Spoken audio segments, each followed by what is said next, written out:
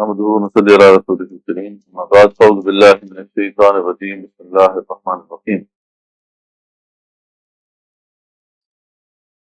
لقد كان لكم في رسول الله أسوة حسنة ومن كان يرجو الله واليوم الآخر وذكر الله كثيرا صدق الله العظيم رب اشرح لي صدري ويسر لي أمري واحلل عقدة من لساني يفقهوا قولي واجعل لي وزيرا من أمري يا رب.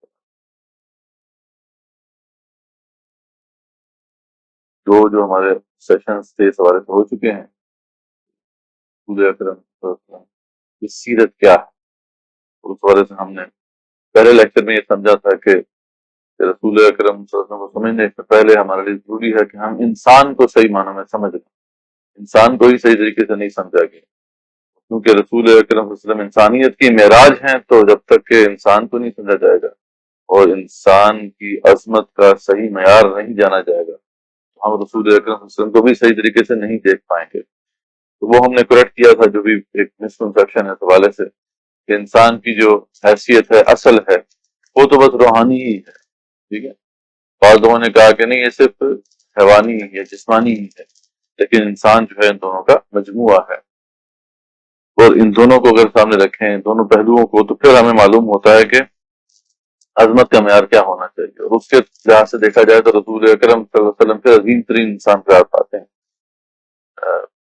لاسٹ ٹائم پھر ہم نے مزید جو ہے اس کو دیکھا تھا کہ اسوہ رسول پھر ہے کیا صلی اللہ علیہ وسلم، اور اس کو سورہ احزاب کی آیات کی روشنی میں دیکھا تھا۔ تو آج ہمارا ذرا پرٹیکولر ٹاپک ہوگا، ویسے تو کچھ باتیں ہم پہلے واضح کر چکے ہیں کہ علامہ اقبال رحمۃ اللہ کا کیا موقف ہے، لیکن آج ہم ذرا تفصیل سے یہ دیکھیں گے کہ علامہ اقبال کے نزدیک رسول اکرم صلی اللہ علیہ وسلم کی کیا حیثیت ہے، کیا مقام ہے۔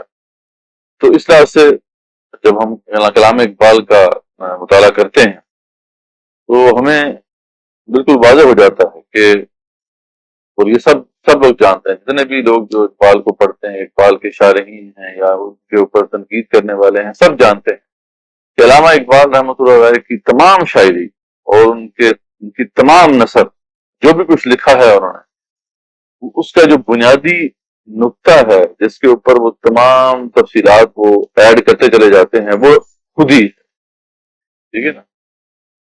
یعنی اقبال کے تمام تصورات، جتنے بھی ان کے کانسیپٹس ہیں، ان سب کا لنک کسی نہ کسی صورت میں وہ خود ہی کے ساتھ، ٹھیک ہے۔ اور خود ہی کیا ہے، میں نے پہلے بھی ذکر کیا تھا کہ اقبال کے نزدیک خود ہی ہر شے جو بھی کائنات میں تخلیق ہوئی ہے اس کی وہ اصل ہے، اس کی وہ فطرت ہے جس پہ اللہ نے اسے تخلیق کیا، یہ خود ہی، ہر شے کی ایک خود ہی، ہر جاندار کی ایک خود ہی ہے، ہر بے جان کی ایک خود ہی ہے۔ یعنی خود ہی سے مراد وہ سیٹ آف کریکٹرسٹکس ہیں، وہ صفات ہیں جو کہ کسی بھی شے کو، کسی بھی مخلوق کو اللہ نے عطا کی، اور چاہے وہ آپ کسی جاندار کو دیکھ لیں، جیسے شیر ہے، اس کا ایک شیر پن، شیر ایک خاص طریقے سے بہیو کرتا ہے، اس کی کچھ جو ہے صفات ہیں، کچھ اس کے اطوار ہیں، اس کی کوئی اقدار ہیں، یعنی اس کے طور طریقے ہیں، اس سے آپ شیر کو پہچانتے ہیں۔ اس طریقے سے جو ہے فاختہ ہے، اس طریقے سے سانپ ہے، کائنات کی ہر مخلوق کو آپ اٹھا کے دیکھ لیں گے تو اس کی یونیک سیٹ آف کریکٹرسٹکس ہیں، اس کو اللہ تعالیٰ نے ایک منفرد جو ہے صفات عطا کی۔ آپ کسی بے جان چیز کو بھی اٹھا لیں، آپ آئرن کو اٹھاتے ہیں تو اس کا اٹامک اسٹرکچر ڈفرینٹ ہے، اس کی صفات ڈفرینٹ ہیں، آپ کاپر کو اٹھاتے ہیں تو اس کی صفات ڈفرینٹ ہیں، یعنی غرض کہ کائنات کی ہر شے جو بھی آپ اٹھا لیں، چاہے بے جان ہو چاہے وہ جاندار ہو، اس کی ایک اصل ضرور ہے۔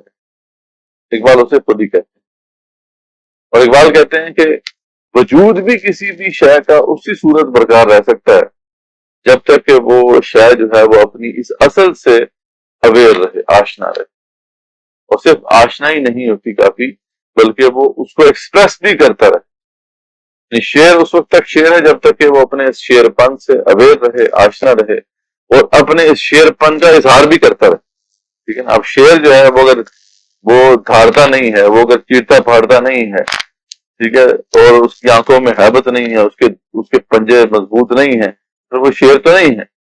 جیسے سرکس کا شعر آپ نے دیکھا ہوگا تو وہ دیکھنے میں شعر ہوتا ہے، حقیقت میں تو اپنا وجود کھو چکا ہوتا ہے۔ اب یہ ساری بحث جو ہے اقبال بہت تفصیل سے کرتے ہیں، لیکن جہاں پہ آ کے پھر اقبال کا جو یہ نظریہ ہے یہ اپنے کلائمیکس پہ پہنچ جاتا ہے، وہ ہے انسان کی پھر اصل کیا، ایک پرفیکٹ انسان کیسا ہونا چاہیے،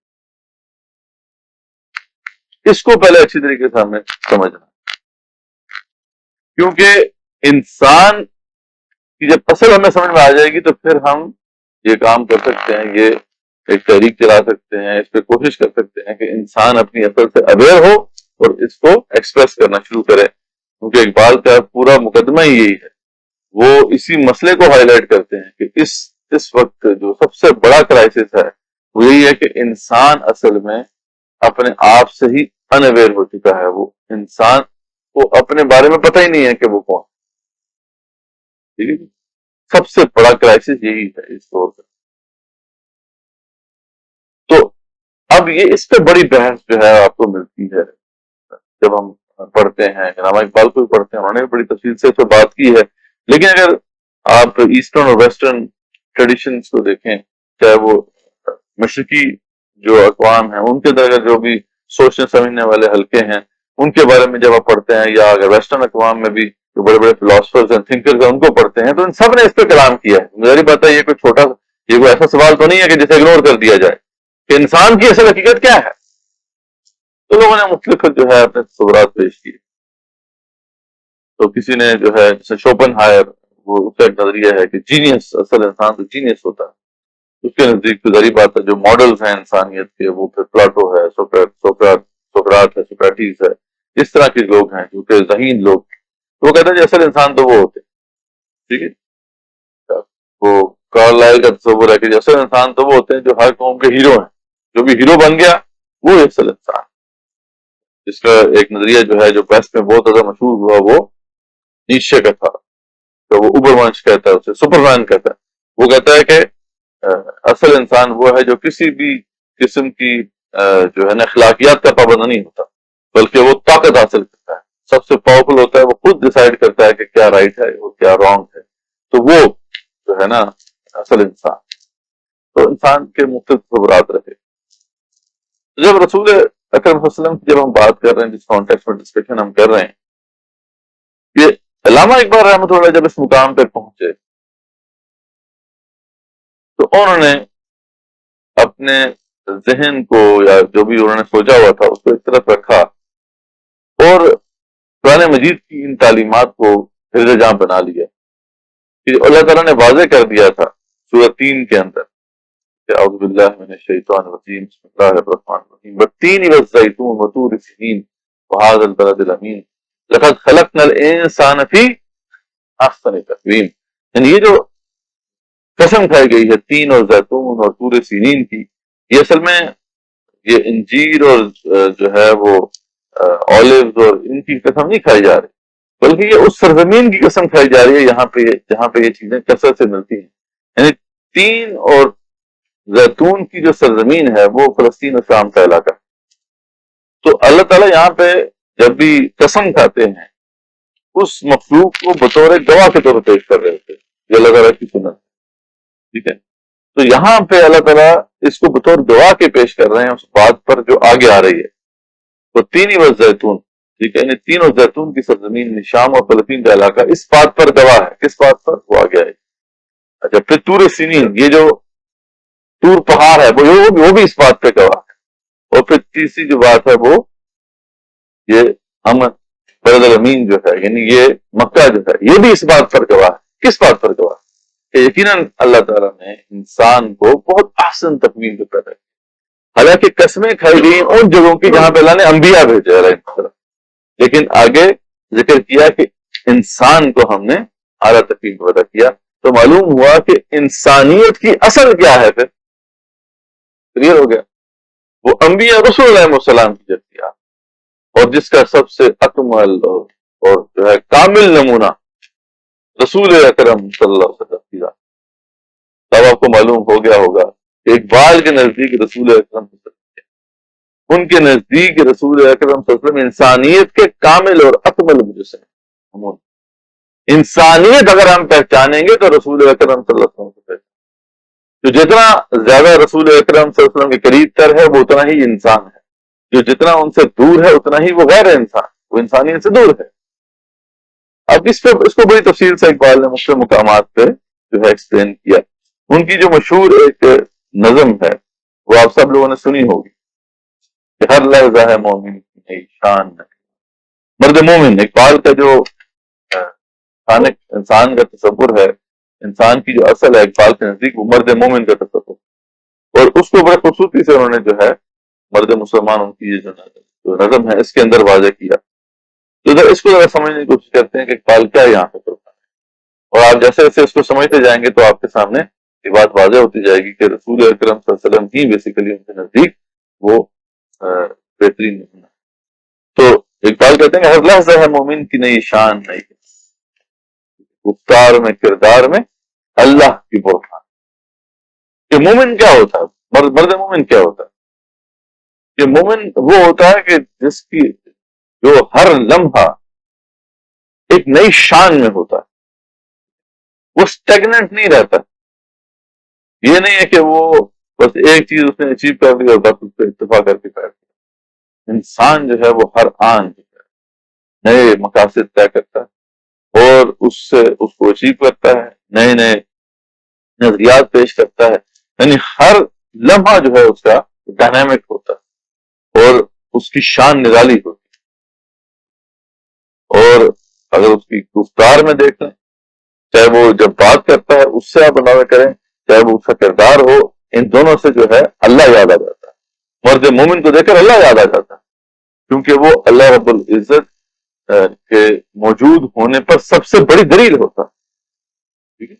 مرد مومن یہ ہوتا ہے۔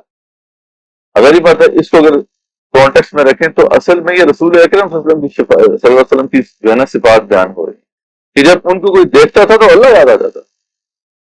ٹھیک ہے جی۔ پھر آگے کیا ہے، قہاری ہو، غفاری ہو، قدوسی ہو، جبروت، یہ چار عناصر ہوں تو بنتا ہے ہم سب۔ وہی بات جو ہم پہلے بھی کرتے آئے ہیں کہ انسان کے اندر یہ دونوں چیزیں جمع ہیں، قہاری اور غفاری۔ ٹھیک ہے، یعنی اللہ کے دشمن پر وہ قہار ہے، یہ نہیں کہ ہر وقت جو ہے نرم مزاج۔ اللہ کے دشمنوں کے ساتھ مقابلہ ہو تو بڑا سخت ہے، ٹھیک ہے، لیکن اگر ہلکا یاراں ہو، اپنے ساتھیوں کے ساتھ ہو تو پھر نرم ہے، غفاری اس کے اندر ہوتی ہے۔ جیسے رسول اکرم صلی اللہ علیہ وسلم کے بارے میں آتا ہے کہ انہوں نے اپنی ذاتی حوالے سے کسی سے بدلہ نہیں کیا، صرف دین کے حوالے سے اگر بدلہ دیا تو دین کے لیے دیا، اپنے ذاتی کسی نے اگر ان کو نقصان پہنچایا تو انہوں نے کبھی اس پہ بدلا۔ یہ کون گواہی دے رہے ہیں؟ حضرت انس جو ان کے ساتھ کافی عرصے جو ہے وہ ان کے غلام تھے، ان کی خدمت کرتے رہے۔ وہ فرماتے ہیں کہ میں نے کبھی نہیں دیکھا، یہ بات کبھی بھی نہیں دیکھی کہ رسول اکرم صلی اللہ علیہ وسلم نے اپنے معاملے میں کسی سے بتا دیا۔ یہ ہے اخلاقیات کا وہ بلند ترین مقام۔ تو قہاری، لیکن اللہ کے دشمنوں کے خلاف قہاری، وہاں پر پھر اللہ کے رسول اکرم صلی اللہ علیہ وسلم کی شان کیا تھی کہ وہ پٹٹ جاتے تھے۔ لیکن یہ ہے کہ جب دوسرا معاملہ ہے تو کیا یارہ ہے تو اس کا غفاری ہے اور قدوسی ہے، جبروت، ٹھیک ہے، اور اس کی جو شخصیت ہے اس کے اندر اتنی نیکی ہوتی ہے، جیسے ایسا لگتا ہے جیسے کہ فرشتہ آ گیا ہے۔ تو دوسری صفات اس کے اندر ہوتی ہے، لیکن ساتھ جبروت بھی ہوتی ہے، اس کی شان بھی ہوتی ہے، اس کی شان و شوکت بھی ہوتی ہے۔ ایسا نہیں ہے کہ وہ بالکل جو ہے ایسا بندہ ہوتا ہے جس کو دیکھ کر جو ہے انسان نے گمان کرے کہ یہ تو کسی کام کا نہیں، بلکہ اس کی ایک شان ہوتی ہے، شوکت ہوتی ہے۔ تو اقبال کہتے ہیں کہ یہ سب عناصر جب ملتے ہیں تو پھر مسلمان ہوتا ہے۔ مرد مومن کا تصور اس وقت سامنے ہے، وہی بات جو ہم پہلے کرتے ہیں کہ جلال اور جمال دونوں ساتھ چلتے ہیں۔ یہ نہیں ہو سکتا کہ صرف ایک پہلو کو اپنے ذریعے دوسرے کو اگنور کر دیا تو پھر یہ آپ انسانیت سے دور چلے گئے۔ اور رسول اکرم صلی اللہ علیہ وسلم کی شخصیت جو تھی وہ اس کا ایک بہترین نمونہ تھی۔ آگے فرماتے ہیں کہ ہمسایہ جبریل امی بندہ خاکی، یہ ہے تو یہ بندہ خاکی، لیکن یہ ہے کہ اس کے اندر جو نورانیت ہے وہ ایسی جیسے فرشتے کی ہوتی ہے۔ ہمسایہ جبریل امین، علیہ السلام کا ایک طرح سے ہمسایہ ہے نا، ہماری روح جو ہے وہ تو عالم ارواح کی چیز ہے، ہمارے اندر دو چیزیں جمع ہو چکی، ہمارا جو وجود ہے یعنی جو جسمانی وجود ہے یہ خاک سے بنا ہے، مٹی سے بنا، لیکن جو روح اللہ تعالیٰ نے ہمارے اندر ڈالی ہے وہ خالص نورانی ہے، ٹھیک ہے، اور وہ جو ہے وہ عالم ارواح کی چیز ہے. یعنی اس لیے اسے اقبال نے ہمسایہ جبریل امین کہا ہے کہ ہماری جو روح ہے وہ تو ہمسایہ ہے جبریل علیہ السلام کا. ٹھیک ہے, جبریل علیہ السلام کی. تو یہ بات ہے کہ انسان جو مرد مومن ہوتا ہے اس کے اندر یہ چیز بڑے واضح وصف کے طور پہ سامنے آتی ہے, اس کا نہ شیمن نہ بخارا نہ بدخشاں. اس لیے جو مرد مومن ہوتا ہے وہ کبھی بھی کسی قومیت کے پیچھے نہیں لگتا, نہ کسی لسانی قومیت کے پیچھے پڑتا ہے, نہ کسی جو ہے جغرافیائی قومیت کے پیچھے پڑتا ہے, نہ اور کسی قسم کی قومیت اس کو جو ہے اپنے ساتھ جوڑ سکتی ہے. وہ بندہ آفاقی ہوتا ہے. ٹھیک ہے, اس پوری دنیا اس کی ہے. ٹھیک ہے, نہ تو کسی بخارا کے ساتھ تعلق ہے اس کا, نہ بدخشاں کے ساتھ. وہ تو پوری دنیا جو ہے اس کے ساتھ تعلق ہوتا ہے, پوری کائنات اس کی. ٹھیک ہے نا. تو آگے وہ فرماتے ہیں کہ یہ راز کسی کو نہیں معلوم کہ مومن قاری نظر آتا ہے, حقیقت میں ہے قرآن. یہ شعر تو بالکل جو ہے واضح طور پہ اس بات کی شہادت دیتا ہے کہ علامہ اقبال کا جو مرد مومن ہے وہ رسول اکرم صلی اللہ علیہ وسلم ہے. کیوں؟ کیونکہ یہ اس حدیث کی تشریح ہے کہ جب پوچھا گیا حضرت عائشہ صدیقہ سے کہ آپ کے جو ہیں اخلاق کیسے ہیں, تو کیا جواب دیا انہوں نے؟ کانا خلق, تم نے قرآن نہیں دیکھا تو وہی ان کے اخلاق ہیں. یعنی وہ چلتے پھرتے قرآن تھے. ٹھیک ہے جی.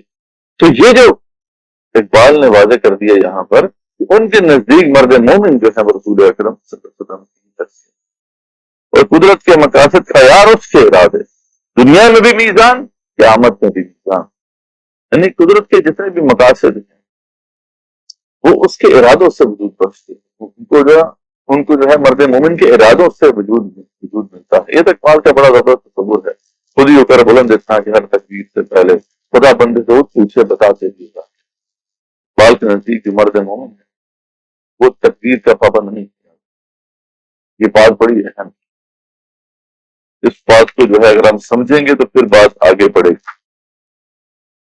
ابھی تشریح کرتے ہیں کہ تقدیر وہ ہمیں مجبور کر دے گی, بالکل کر دے گی.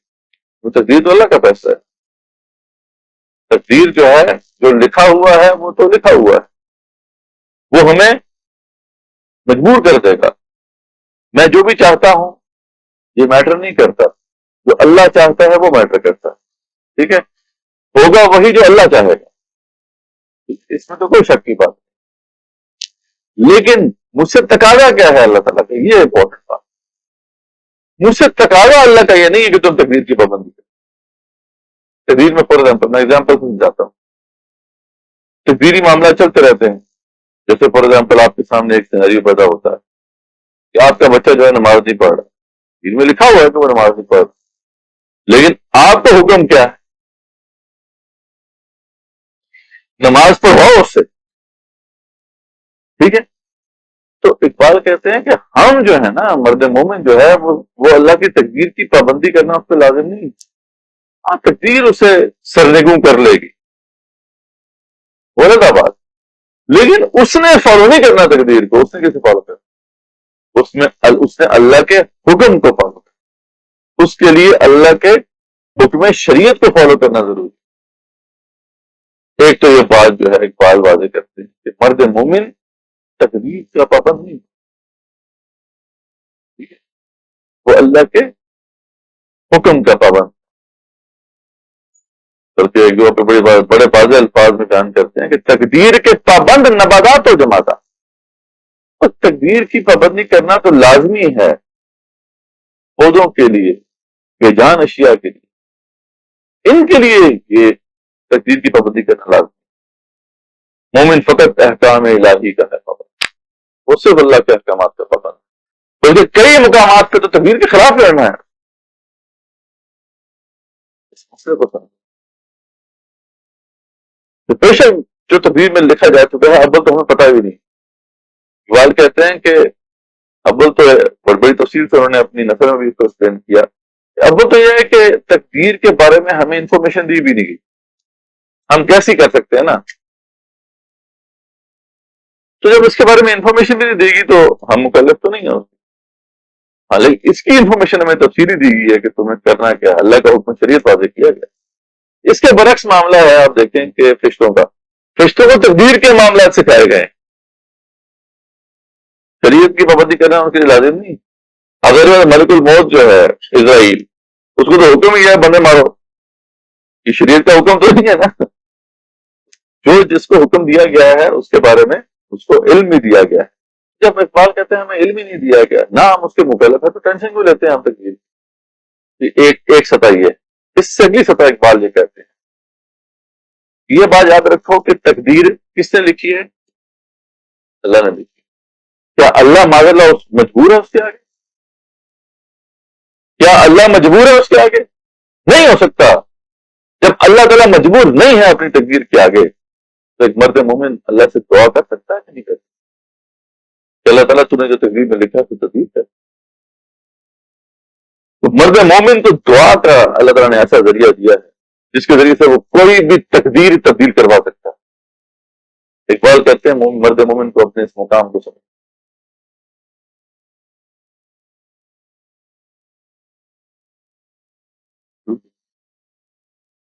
یہ بات بڑی امپورٹنٹ ہے. قرآن مجید میں سورہ رات کے اندر یہ بتایا گیا، یمحو اللہ ما یشاء ویثبت وعندہ ام الکتاب.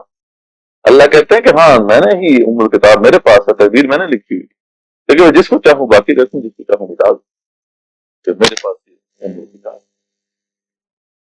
اور اسی لیے عمر بن خطاب اور بڑے بڑے صحابی یہ دعا کیا کرتے تھے، اللہ تعالیٰ تیری تقدیر، مجھے نہیں پتا تیری تقدیر کیا لکھی ہوئی ہے، لیکن اگر میری تقدیر میں کوئی برائی لکھی ہوئی ہے تو اس کو مٹا دے اچھائی، تبدیل کر دے اس اچھائی سے کہ تیرے پاس ہی تو ام الکتاب. اب بتائیں کوئی ہے کوئی چیز رہ گئی؟ کوئی ہے مرد مومن کی دسترس سے باہر کوئی چیز؟ بتائیں کیا کرنا ہے آپ؟ اللہ دعا کریں اللہ سے. بھائی اس ہستی سے آپ کلام کر رہے ہیں جس کے ہاتھ میں لوگ محفوظ ہے، آپ اسے دعا کریں تقدیر چینج کروا دیں. یہ اسی تو اقبال کہتے ہیں کہ خود ہی کر بلند اتنا کہ ہر تقدیر سے پہلے خدا بندے سے خود پوچھے پتا تیری رضا کیا. تقدیر مرد مومن کے ارادوں پر جو ہے وہ لکھی جاتی ہے. اللہ تعالیٰ یہ آنر کرتے ہیں مرد مومن کی، مرد مومن کو جو ہے یہ آنر دیتے ہیں. تو یہ بڑی امپورٹنٹ بات ہے کہ سال یہاں پہ واضح کر رہے ہیں کہ مرد مومن تقدیر کا پابند نہیں ہوتا، بلکہ اس کے جو ارادے ہیں وہ تقدیر میں لکھ دیے جاتے ہیں. یہ مقام ہے جو اس کو اللہ تعالیٰ عطا کرتا ہے.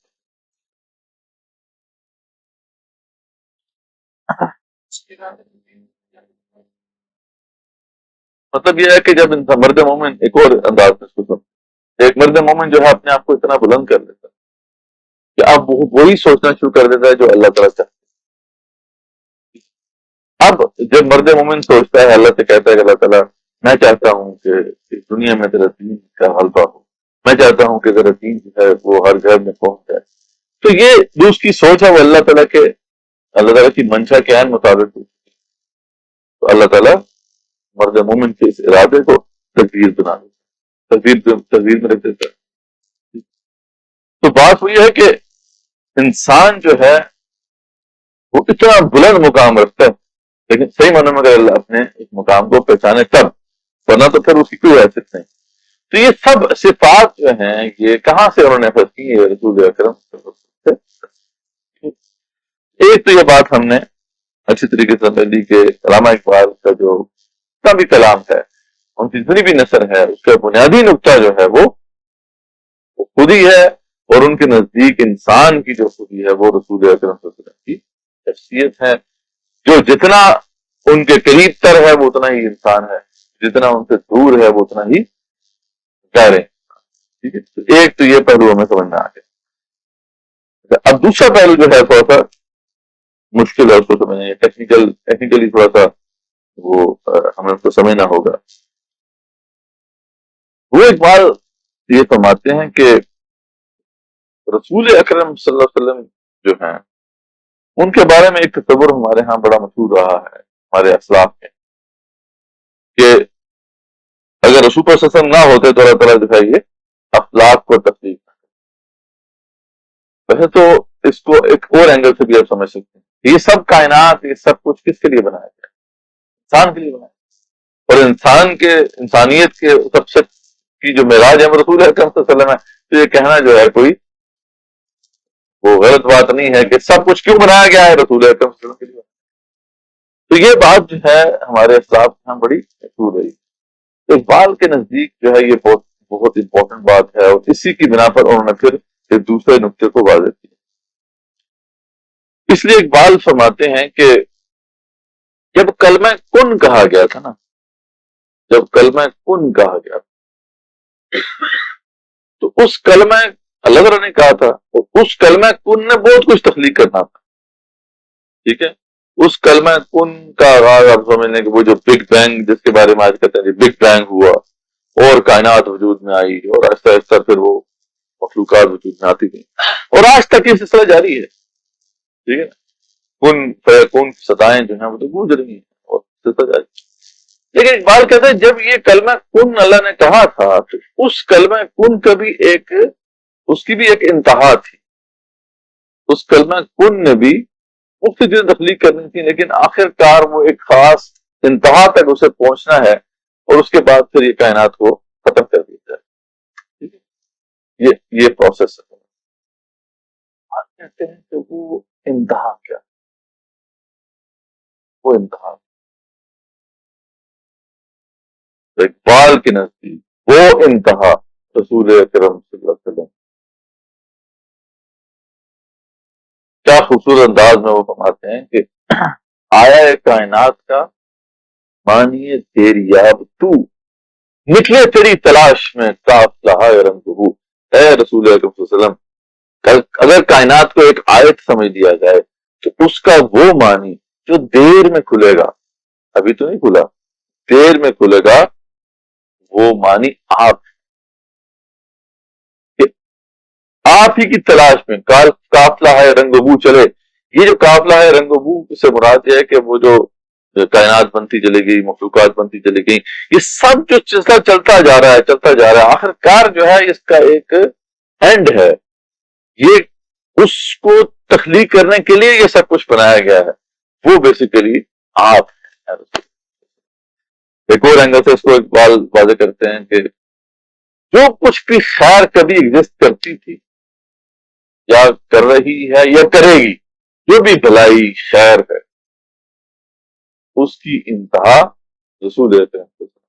وہ کہتے ہیں کہ ہر کجا بینی جہان رنگ بو، جہاں کہیں بھی آپ جو ہے اس جہان رنگ بو میں نظر ڈالیں، اور آنکھ کے از خاکش برو دار دو، اور جہاں کہیں بھی آپ کو ارج نظر آتی ہے، وہ آرزو نظر آتی ہے کہ ہم نے بہتر ہونا ہے، بہتری کی طرف جانا ہے، خیر کی طرف جانا ہے، وہ آرزو بھی اور وہ جو کچھ بھی جو آپ کو دیکھ رہے ہیں بھلائی، یا نور مصطفیٰ پورا بہار، یا تو وہ رسول اکرم صلی اللہ علیہ وسلم کے نور سے روشنی لے رہی ہے وہ خیر، یا ہنوز اندر تلاش مصطفیٰ، یا رسول اکرم صلی اللہ علیہ وسلم کی تلاش. بڑی گہری بات کہ ہر قسم کا خیر جو ہے وہ آپ اسلام کی شخصیت کے اوپر آ کے اپنی انتہا کو پہنچ گیا. اس لیے جو کچھ بھی خیر کے بھی ایگزسٹ کرتا تھا، یا تو وہ آپ کے نور سے روشنی لے رہا ہے، یا وہ ابھی آپ کے تلاش میں ہے، کیونکہ اس کے اندر وہ جو ایک عرض موجود ہے نا کلمہ کن کی، کہ اس نے اس تک پہنچنا ہے، وہ اس کو ڈرائیو کر رہا ہے آپ کی طرف. اس لیے یہ کہا جاتا ہے، اقبال نے بھی کہا تھا نا کہ حاصل کے تقاضاؤں سے ہے لیکن جو خوف ہونا جائے آشکارا شر پیغمبر کہیں، کہ انسان جو ہے وہ اپنے اس سوشل ایوولوشن کے راستے پہ چل رہا ہے، ٹھوکریں کھا رہا ہے، کبھی کسی نظریے کے اوپر متفق ہوتا ہے، کبھی کسی نظریے پہ متفق ہوتا ہے، اور نظام بناتا ہے. وہ نظام جو ہے جب امپلیمنٹ کرتا ہے تو اس میں بڑے فلاز نظر آتے ہیں، ٹھوکریں کھاتا ہے. پھر جو ہے وہ پتا ہے کہ جیسا کہ وہ ہیگل نے کہا تھا کہ ایک یہ سائیکل آف جو ایک ہسٹوریکل پروسیس چل رہا ہے نا، ایک تھیسس ہے، ایک اینٹی تھیسس ہے، اور دونوں آپس میں ٹکراتے ہیں، اور اس کے بعد پھر ایک سنتھسس پیدا ہوتا ہے، یعنی وہ آگے بڑھتا ہے، پھر لڑائی ہوتی ہے، ٹکراؤ ہوتا ہے. تو انسان ہٹ اینڈ ٹرائل میتھڈ سے ٹکریں کھاتا کھاتا وہ خیر کو تلاش کرتا جا رہا ہے. ٹھیک ہے، تو ایک پروسیس چل رہا ہے. اب یہ جو پروسیس ہے یہ ٹکرے کھاتا کھاتا آخر کار کسی الٹیمیٹ خیر تک پہنچ جائے گا، تو وہ بھی رسول اکرم صلی اللہ علیہ وسلم کی حیثیت سے، وہ جو جہاں تک پہنچے گا وہ اسی خیر تک پہنچے گا جو کہ رسول اکرم صلی اللہ علیہ وسلم نے ہوتا ہے۔ تو ایک تو یہ بات بڑی اہم ہے جو اقبال کی نزدیک ہے کہ ہر قسم کا خیر جو ہے وہ آپ اس کے اکمل۔ ایک اور بات جو کہ جو اس سے بھی ذرا گہری ہے، اقبال نے تو گہری بات ہے، اس پہ بڑا کلام کیا ہے نا، یہ دوسرے ذرا گہری بات تھی، اب ہم ذرا اس سے نیکسٹ لیول کی طرف جاتے ہیں، اور وہ یہ ہے، اور وہ بھی ایک ہمارے اسلاف کے ہاں ایک مشہور ایک کانسیپٹ تھا کہ وہ جو کہا کرتے تھے کہ من عرف نفسہ فقد عرف ربہ، جس نے نفس کو پہچان لیا اس نے رب کو پہچان لیا۔ تو اصل میں یہ کیا بات ہے کہ یہ جو انسان ہے اور اللہ ہے، اس کا آپس میں تعلق کیا ہے؟ دیکھیں اللہ تعالیٰ جو ہے ان کے بارے میں ایک کانسیپٹ مشہور ہے ہمارے اسلاف کے ہاں کہ ایک روایت کوٹ کی جاتی ہے، وہ کہ روایت جو ہے وہ صحیح نہیں ہے، لیکن بہرحال ہمارے اسلاف کے ہاں ڈسکشن ہیں اس کے اوپر، کہ وہ ایک حدیث قدسی بیان کی جاتی ہے کہ میں ایک چھپا ہوا خزانہ تھا اور میں نے چاہا کہ میں پہچانا جاؤں تو میں نے انسان کو تخلیق کیا۔ یعنی اللہ کو کوئی کیسے پہچانے گا؟ ٹھیک ہے، وہ انسان کو دیکھ کر ہی پہچانے گا نا، کیونکہ انسان اللہ نے اس لیے تخلیق کیا ہے کہ وہ اس کے ساتھ ایک خاص تعلق استوار کر سکتا ہے، تعلق جوڑ کر دنیا کو دکھا سکتا ہے۔ اقبال نے ایک اور انداز میں اس کو واضح کیا، ایک مثال ہے جیسے آپ دیکھ سکتے ہیں کہ ایک شمع جو ہے جتنی جل رہی ہے اور وہ نظر نہیں آ رہی، شمع جو ہے وہ چھپی ہوئی ہے، لیکن اس کے آس پاس اگر پرندے جو ہیں ان کے پر جڑے ہوئے ہیں، کٹے پڑے ہوئے ہیں، وہ تو کوئی بندہ جان سکتا ہے کہ شمع ضرور ہے۔ ٹھیک ہے، تو مرد مومن کا بھی یہی معاملہ کہ مرد مومن جو ہے اس کا جو انداز ہے اس سے اللہ رب العزت جو ہے اس کی پہچان ہوتی ہے۔ اب اس لحاظ سے دیکھا جائے تو ایک جگہ پہ اللہ فرماتے ہیں نا کہ سورہ بقرہ میں کہ صبغۃ اللہ کا جو ہے رنگ اختیار کرو، ٹھیک ہے، من احسن من اللہ صبغۃ، اور اللہ کے رنگ سے کس کا رنگ جو ہے بہتر ہو سکتا ہے۔ اس سے پھر جو ہے اسکالرز نے بات کی کہ جو حدیث بھی آتی ہے نا کہ اپنی مرد مومن جو ہے چاہیے کہ اپنے اندر اللہ کی صفات پیدا کرے، ٹھیک ہے۔ اب اللہ تعالیٰ کی جو صفات وہ جو ہے مصور بھی ہے، وہ قہار بھی ہے، غفار بھی ہے، یہ ساری صفات جو ہے اپنے اندر پیدا کرنے کی کوشش کرو۔ کیوں؟ کیونکہ اس کے ذریعے سے اللہ تعالیٰ کی پہچان ہوگی۔ یعنی یہ جو نقطہ ہے اس کو پھر اقبال نے واضح کیا کہ یہ جو رسول اکرم صلی اللہ علیہ وسلم کو اللہ تعالیٰ نے بھیجا ہے، اگر یہ نہ بھیجتے رسول اکرم صلی اللہ علیہ وسلم کو تو اللہ کی پہچان بھی ممکن نہیں، ٹھیک ہے۔ اس لحاظ سے وہ جو کئی مقامات پر انہوں نے واضح کیا، لیکن ایک جو ان کا سمجھ لیں کلائمیکس ہے اس حوالے سے ان کے جو شاعری میں، وہ ہے ان کا ذوق و شوق، ان کی جو ایک بڑی طویل غزل ہے، اس میں وہ کہتے ہیں کہ جو آپ نے سنا بھی ہوگا کہ لوح بھی تو قلم بھی تو تیرا وجود الکتاب، ٹھیک ہے۔ اب یہ کیا بات کہ رسول اکرم صلی اللہ علیہ وسلم کہہ رہے ہیں کہ آپ لوح بھی ہیں، آپ کی قلم ہے، اور آپ کا وجود الکتاب ہے۔ یعنی اگر آپ نہ ہوتے نہ لوح ہوتا، اگر آپ کو نہ بنانا ہوتا اللہ تعالیٰ نے تو نہ لوح کو بناتے، نہ قلم کو بناتے، نہ ہی کتاب۔ یعنی آپ کے لیے جو ہے یہ سب کچھ بنایا گیا ہے۔ اب وہ پورا ذرا مقام پڑھتے ہیں تاکہ یہ والا جو معاملہ ہمارے سامنے بھی ذرا کھلے۔ تو کہتے ہیں لوح بھی تو قلم بھی تو تیرا وجود الکتاب۔ جتنی بھی نعتیہ شاعری کی گئی ہے اردو زبان میں، تو یہ تمام جو سمجھنے والے جو ہیں اس بات کو جانتے ہیں کہ اس مقام پہ کوئی جو ہے نہیں لے کر گیا شاعری کو، اس شان سے جو ہے رسول اکرم صلی اللہ علیہ وسلم کے مقام کو انہوں نے بیان کیا۔ تو اقبال کی یہ نعتیہ کلام ہے، اقبال کا ذوق و شوق ان کی غزل ہے، اس کا ایک پارٹ ہے، یہ بنتا ہے۔ تو وہ کیا کہتے ہیں، لوح بھی تو قلم بھی تو تیرا وجود الکتاب، اور وہ الکتاب سے مراد جو ہے وہ بھی ہے نا کہ کان خلقہ القرآن، کہ آپ صلی اللہ علیہ وسلم جو ہے وہ کتاب کے بہترین نمونہ تھے۔ لیکن اس کا جو ایک مفہوم جو ہے وہ تقریر کی وہ کتاب بھی ہے جس میں ہر چیز لکھی ہوئی ہے۔ یعنی اگر آپ کو تخلیق نہ کرنا ہوتا تو اللہ تعالیٰ لوح کو بناتے، ہاں، قلم کو بناتے اور نہ ہی کتاب کو بناتے، آپ ہی کی وجہ سے سب کچھ بنا. اور آپ کے کانٹیکسٹ میں بیسیکلی یہ انسان کی بات ہی ہو رہی ہے. البتہ اگر انسان کو تخلیق نہ کرنا ہوتا تو کائنات کی ضرورت نہیں تھی. کائنات تو بنائی ہی جو ہے انسان کے لیے. اور گنبد آبگین رنگ تیرے محیط میں خدا، یہ جو سارا گنبد آبگین رنگ، یہ جو پوری آپ کو آسمان نظر آ رہا ہے، کائنات نظر آ رہی ہے، وہ آپ کے مقابلے میں اس کی حیثیت ایسی ہی ہے جیسے ایک بلبلے کی سمندر کے سامنے. ٹھیک ہے، آپ کا مقام.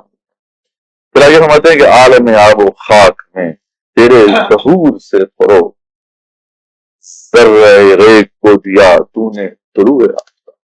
کہ اس عالم آب و خاک میں آپ کے وجود سے جو ہے رونق ہوئی، آپ کے وجود سے یہ منور ہوا. اگر آپ نہ ہوتے تو پھر اس کائنات کے اندر، اس دنیا کے اندر کوئی رونق نہ ہوتی، کوئی خیر نہ ہوتا. تو عالم آب و خاک میں تیرے ظہور سے فروغ، یعنی آپ کے ظہور، جب آپ کا ظہور ہوا تو آپ کا جو آپ کی شخصیت کا جو سورج ہے وہ جب طلوع ہوا تو یہاں پہ روشنی پھیلی، ورنہ یہاں اندھیرا ہی اندھیرا تھا. اور ذرہ ریگ کو دیا تو نے طلوع آفتاب. اور آپ کی شان نہیں ہم دیکھتے کہ ایک ذرہ بھی جو ہے آپ کی نسبت سے آفتاب بن جاتا ہے. اس کی بہترین مثال جو ہے بلال حبشی. کیا مقام تھا ان کا، ایک غلام سے، ایک عام سے، لیکن آپ صلی اللہ علیہ وسلم سے ایسا تعلق بنا کہ بڑے بڑے صحابہ بھی ان کو سیدنا بلال کہہ کے پکارتے. یہ آپ کی شان ہے کہ آپ کی نسبت سے ایک ذرے کو بھی جو ہے آفتاب کی شان مل جاتی ہے. پھر آگے کہتے ہیں کہ وہ جو میں نے بار بار شعر آپ کو سنایا کہ شوکت سنجر و سلیم تیرے جلال کی نمود، اور فقر جنید و بایزید تیرا جمال بے حجاب. کہ رسول اکرم صلی اللہ علیہ وسلم، جب ہم شوکت دیکھتے ہیں سنجر و سلیم جیسے بادشاہوں کی، تو آپ کی جلالی صفات کا ایک عکس نظر آتا ہے. آپ صلی اللہ علیہ وسلم کی جلالی صفات، ان کا ایک عکس جو ہے ہمیں ان دو نیک بادشاہوں میں نظر آتا ہے. اور جب ہم جنید بغدادی اور باجد بستامی جیسے بزرگوں کو دیکھتے ہیں تو آپ کا جمال جو ہے وہ بے حجاب ہوتا ہے، آپ کی جمالی صفات کا ایک عکس نظر آتا ہے. یہ پوری امت مسلمہ جو ہے وہ آپ کے جلال و جمال جو ہے اس سے چمک رہی ہے. کہیں پہ آپ کے جلالی صفات کا ہمیں عکس نظر آتا ہے اور کہیں آپ کی جمالی صفات کا عکس نظر آتا ہے. ایسی شاندار تربیت کی رسول اکرم صلی اللہ علیہ وسلم نے. آج تک امت مسلمہ جو ہے ان کی ذات سے اٹیچڈ ہے، ان سے انسپریشن لیتی ہے، اور ان کے جلال و جمال سے جو ہے وہ منور. پھر آگے کہتے ہیں کہ یہ شوق تیرا اگر نہ ہو، بڑی گہری، بڑا ہی گہرا شعر ہے یہ. شوق تیرا اگر نہ ہو میری نماز کا امام، میرا قیام بھی حجاب، میرا سجود بھی حجاب. ہم نے سب بات کر لی عشق اور محبت کی کہ آپ سب سے محبت ہونی چاہیے، عشق ہونا چاہیے. ٹھیک ہے، ہم اس کا اظہار بھی بڑا کرتے ہیں، وہ کے ساتھ یہ جھوٹ فراڈ یہ ظاہری بات ہے. صحیح معنی میں جو ہے محبت کرنے والے جو ہیں وہ اور ہوتے ہیں، وہ کلیم نہیں کرتے، وہ کر کے دکھاتے ہیں. کلیم کرنے والا ہوتا ہے وہ صحیح معنی میں پھر وہ محبت کرنے والا نہیں ہوتا، عاشق نہیں ہوتا. لیکن یہ کبھی نہیں ہم نے سوچا، اقبال کہتے ہیں کہ ان کا عشق کیا تھا، وہ کس چیز سے عشق کرتے تھے. ہم نے یہ تو بڑا کچھ سوچا ہم نے اور کہا بھی یار ہم تو عاشق رسول ہیں. چلو بھائی، جس سے آپ کو محبت ہے یہ تو جاننے کی کوشش کرو کہ ان کو کس سے محبت. تو اقبال کہتے ہیں کہ وہ جو جس چیز سے آپ کو محبت تھی وہ کیا تھی، وہ اللہ کی رضا تھی، وہ اللہ تعالیٰ کی جس میں چاہت تھی، وہ آپ کو محبوب تھی. وہ بات جب اللہ نے ان کو ایک مشن دیا، ان کو کہا کہ آپ کو یہ کام کرنا ہے، یا ایھا المدثر قم فانذر وربک فکبر، چادر میں اوڑھنے والی چادر اوڑھنے والے اب اٹھ کھڑا ہو، ڈرانا شروع کر اور رب کو بڑا کر. اس دنیا میں جو ہے رب بڑا نہیں ہے. یہاں پر تو فرعون بڑے ہیں، یہاں پر جو ہے نمرود بڑے ہیں، یہاں پر ابو جہل اور کیسر و کسرا بڑے ہیں، یہاں پر تو یہ لوگ بڑے ہیں. رب کو بڑا کر. تو کس پیشن کے ساتھ، کس جذبے کے ساتھ پھر انہوں نے اس مشن کو پکڑا، اپنا سب کچھ کھپا دیا اس کے لیے، سب کچھ لگا دیا، لٹا دیا، ہر قسم کی مشکل سہی. یہ آپ کا یہ عشق تھا، یہ آپ کی محبت تھی. تو اقبال کہتے ہیں کہ اے رسول اکرم صلی اللہ علیہ وسلم، اگر آپ کو جس چیز سے عشق تھا وہ مجھے نصیب نہیں ہوتا. اگر میرا بھی وہ عشق نہیں بنتا تو میرے قیام و سجود کی کوئی حیثیت. جس شوق سے آپ نے نماز پڑھی ہم نے اس شوق سے نماز پڑھنی. جس جذبے سے آپ نے سجود کیا ہم اس جذبے سے سجود کریں گے تو قبول ہوگا تو نہ ہوگا تو بہت ہی اہم بات ہے کہ شوق تیرا اگر نہ ہو. نماز کا امام میرا قیام کی حجاب میرا سجود کی حجاب تیری نگاہ ناز سے دونوں مراد پا گئے. ہاں جی وہ جو بڑا رضی صاحب بڑے شان بڑے جوش میں آ کے پڑھا کرتے تھے رضی صاحب. ٹھیک ہے تو تیری نگاہ و ناز سے دونوں مراد پا گئے عقل حیات و جستجو عشق حضور و اضطراب کے ہے. رسول اکرم صلی اللہ علیہ وسلم سے اللہ تعالیٰ وہ رسول اکرم صلی اللہ علیہ وسلم سے علامہ اقبال کہہ رہے ہیں کہ آپ نے کیا کمال کیا کہ علم اور عشق یا عقل اور عشق دونوں کو جو ہے وہ مراد مل گئی. یعنی یہ ایک بحث چلی آ رہی تھی. یہ بھی بڑی گہری بات ہے. ایک بحث چلی آ رہی تھی کہ یار عقل بہتر ہے کہ عشق بہتر ہے. ٹھیک ہے عقل کے اپنے پروپوننٹس تھے وہ کہتے نہیں یار انٹلیکٹ ہونی چاہیے سوچ کے ہر کام کرنا چاہیے. کچھ لوگ کہتے نہیں یار سوچ سے کچھ نہیں ہوتا پیشن سے چلتا ہے کام عاشق بننا چاہیے. یہ بحث چل رہی تھی کہ کون کس کو ریپلیس کرے گا. عقل عشق کو ریپلیس کرے گی یہ عشق عقل کو ریپلیس کرے گا. لیکن آپ نے ایسا کمال کیا کہ دونوں ہی مراد پا گئے کہ دونوں کو ہی جو ہے یہ ایک طرح سے ویلیڈیٹی مل گئی. کیا بتا رہے ہیں یہاں پر اقبال کہ رسول اکرم صلی اللہ علیہ وسلم کی جو شان ہے وہ یہ ہے کہ انہوں نے ان دونوں کو جو ہے جمع کر دکھایا. انٹلیکچوئل ایسپیکٹ اگر آپ دیکھیں تو اب ہر معاملے میں آپ کا فیصلہ جو ہوتا تھا وہ انٹلیکچوئل اسسمنٹ کی بات ہوتا تھا. ایک ایک بات کو جو ہے وہ عقل کی تھوڑی فرق تھی. ہر جتنے بھی آپشن سامنے ہوتے تھے ان سب کو گراس کرتے تھے. لیکن جب وہ کر لیتے تھے اس کے بعد پیشن تھا اور وہ تھے. تو یہ دونوں چیزیں جو ہیں آپ صلی اللہ علیہ وسلم نے ان کو ویلیڈیٹ کر دیا.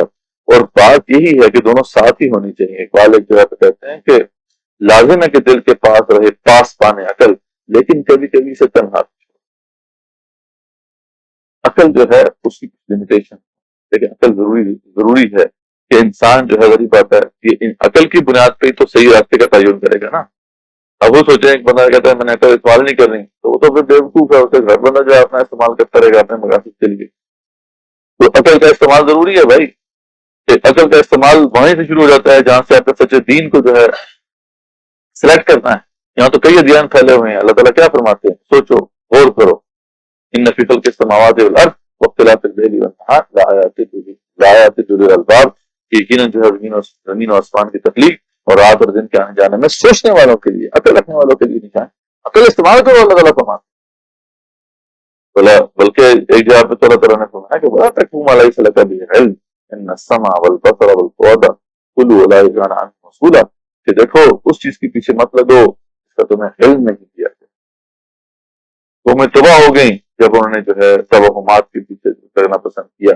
جب وہ من گھڑت روایات کے پیچھے پڑ گئے قومیں تباہ ہو گئیں. اس لیے اس چیز کے پیچھے مت لگو جس کا تمہیں علم نہیں ہے. علم حاصل کرو پھر اس کے بعد پیچھے لگو. قرآن مجید کی جو تعلیمات تھی جو کہ رسول اکرم صلی اللہ علیہ وسلم نے پریکٹس کر کے دکھائیں اس میں تو یہ بنیادی بات بتا دی گئی عقل کا استعمال ہو کر.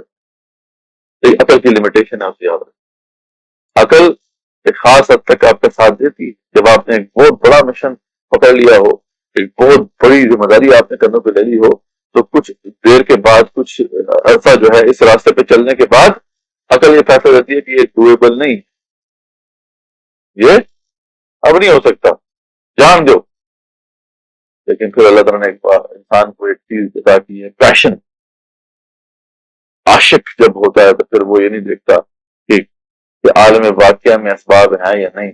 یہ عقل کیا فیصلہ دے رہی ہے وہ عقل کے فیصلے کو تج دیتا ہے اور بے خطر کود پڑا تو پھر نمرود میں عشق عقل ہے محو تماشا لگے بھی. تو اقبال کہتے ہیں کہ آپ صلی اللہ علیہ وسلم کے وجود سے دونوں کو ہی ویلیڈیٹی مل گئی.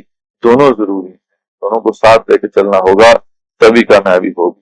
تو تیری نگاہ و ناز سے دونوں مراد پا گئے عقل حیا و جستجو اور عشق حضور و اضطراب.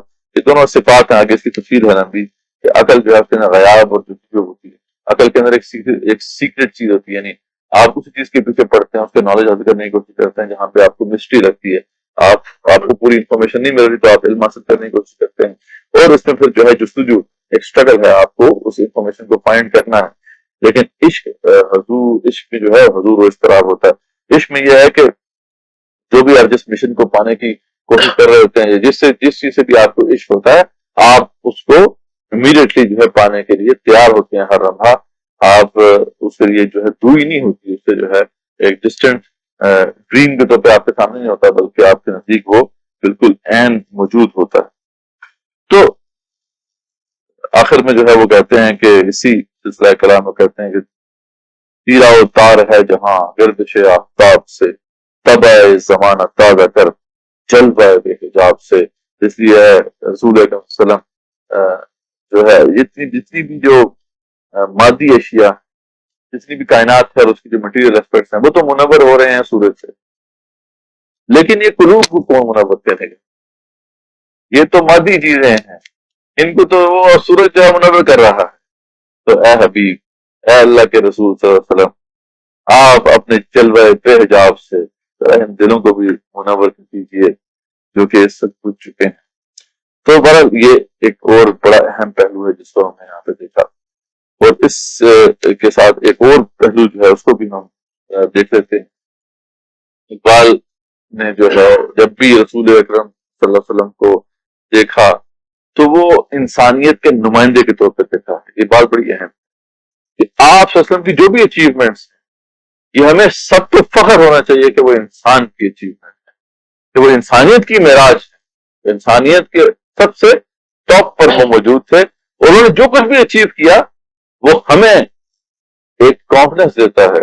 اس لیے وہ بڑی خوبصورتی سے بھی بیان کرتے ہیں۔ واقعہ معراج پر بہت سے لوگوں نے کلام کیا، بہت سے لوگوں نے جو ہے اس سے بڑے اسباق سیکھے، لیکن جو اقبال نے سیکھا میں نے نہیں دیکھا کسی اور نے اس طریقے سے دیکھا ہو۔ تو اقبال کہتے ہیں کہ یہ جو معراج کا واقعہ ہے، اس سے کیا سبق ملا؟ سبق ملا ہے یہ معراج مصطفیٰ سے مجھے کہ عالم بشریت کی زد میں ہے گردوں، کہ مجھے یہ سبق مل گیا معراج مصطفیٰ سے صلی اللہ علیہ وسلم کہ یہ ساری کی ساری کائنات جو ہے یہ انسان کی جو پوٹینشل ہے، اس کی ممکنات ہے، اس کے تابع ہے۔ انسان چاہے تو ان سب کو کراس کر کے اللہ کے پاس پہنچ سکتا ہے۔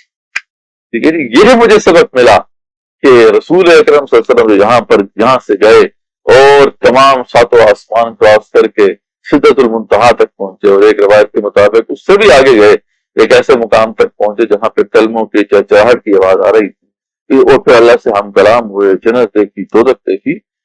تو وہ ان کی جو اچیومنٹ ہے وہ صرف ان کی اچیومنٹ نہیں ہے، یہ انسان کی اچیومنٹ ہے۔ ہمیں سب کو اس پر فخر ہونا چاہیے۔ یہ بات تو مجھے ادھر سے معلوم ہوئی کہ عالم بشریت کی زد میں ہے گردوں، یہ ساری کی ساری کائنات جو ہے یہ انسان کا جو جہان ہے، انسان کا جو پوٹینشل ہے، اس کے تابع۔ کیا شان ہے اقبال نے جس شان سے اس بات کو واضح کیا کہ رسول اکرم صلی اللہ علیہ وسلم ہے، ان کی جو بھی اچیومنٹس ہے وہ انسانیت کی اچیومنٹس ہے، اور یقیناً جو ہے انہوں نے جو اچیو کر دیا وہ یقیناً اور کوئی انسان تو اچیو نہیں کر پائے گا۔ لیکن یہ ہے کہ وہ سورس آف انسپریشن تو ہے کہ وہ کر کے دکھا گئے یہاں پر کہ انسان کا اصل نمونہ یہ ہے، اور یقیناً جو ہے وہ صفات ہیں ان کے اندر، رسول اکرم صلی اللہ علیہ وسلم کے اندر، کہ جو اللہ تعالیٰ کی صفات کا ایک عکس نظر آتا ہے۔ اس کے اندر یہ پتا کہ اللہ کی صفات جتنی بھی ہیں وہ اس دنیا کے اندر اس کا عکس ہی نظر آ رہا ہے، اور سب سے زیادہ اس کا عکس نظر آتا ہے تو انسان نظر آتا ہے۔ ٹھیک ہے، اللہ تعالیٰ خالق ہے، انسان کے اندر بھی اللہ نے تخلیقی صفات دی ہیں، اللہ جو ہے بصیر ہے تو انسان کو بھی بصارت دی ہے۔ ٹھیک ہے، لیکن اس بصارت کو، اس سماعت کو، جو بھی صفات اللہ تعالیٰ نے ہمیں دی ہیں، جو پوٹینشیل ہمیں دیے ہیں، ان کو صحیح طریقے سے لا کر وہ کرنا جو اللہ کو مطلوب ہے، یہ کر کے دکھا گئے ہیں رسول اکرم صلی اللہ علیہ وسلم، یا اس کے بعد پھر انبیاء رسول اللہ علیہ السلام ہیں، اور یہی ہمارے لیے پھر وہ بہترین ہونا ہے۔ ان صفات کو غلط جو استعمال کرے گا وہ اپنی اثر سے ہٹ جائے گا، وہ انسان ہے ہی نہیں، بیسیکلی وہ انسان نہیں ہے۔ اب وہ کچھ اور ہو سکتا ہے، وہ انسان نہیں ہو سکتا۔ تو یہ بھی پہلو بڑا اہم ہے۔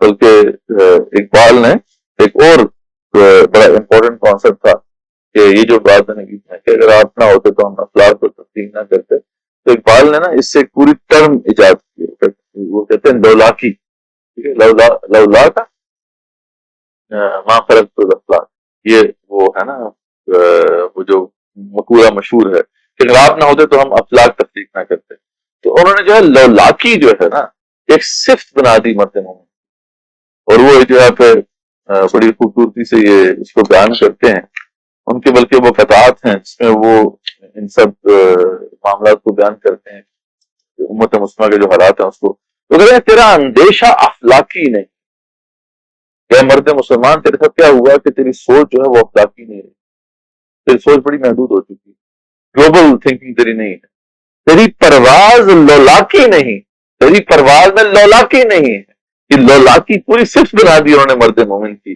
کہ مرد مومن جو ہے اس کی شان ہی یہ ہے کہ سب کچھ کائنات میں جو کچھ ہے اس کے لیے بنایا گیا، اور یہ کہاں پہ قرآن میں درج ہے کہ وَسَخَّرَ لَكُم مَا فِي السَّمَاوَاتِ وَمَا فِي الْأَرْضِ، تمہارے لیے میں نے مسخر کر دیا ہے جو کچھ بھی آسمانوں میں ہے، جو بھی زمین، یعنی پوری یونیورس جو ہے اس میں جو کچھ بھی میں نے بنایا ہے انسان تیرے لیے بنایا ہے، یعنی یہاں سے جو آج بھی جاتے ہیں مار پہ جانے کی کوشش کر رہے ہیں، اس کے بھی بیونڈ جانے کی کوشش کر رہے ہیں، وہ کیوں جا رہے ہیں وہاں پہ؟